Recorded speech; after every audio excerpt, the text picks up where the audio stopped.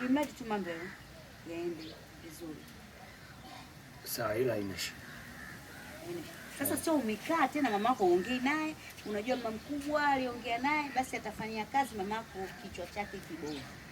Baba yako mtafute kokote alipo, ujaribu naye kuongea naye. Mimi nitamtafuta kwa sababu nimeshakwambia babako sijaongea naye.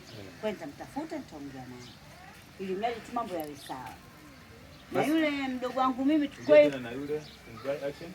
na yule mdogo wangu mimi tutajaribu kuongea naye mara nyingine, lakini kwanza na wewe mtafute mdogo wangu uongee naye, mama atakusikiliza. Umeelewa? Ndio mambo.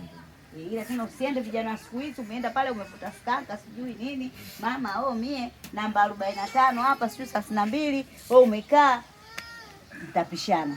Sawa. Inabidi wewe uwe mpole. Sawa. Ili muende sawa. Umenielewa mwanangu? Sawa mkuu. Haya basi mimi ngoja nikuache. Nitalifanyia kazi hilo swala. Haya.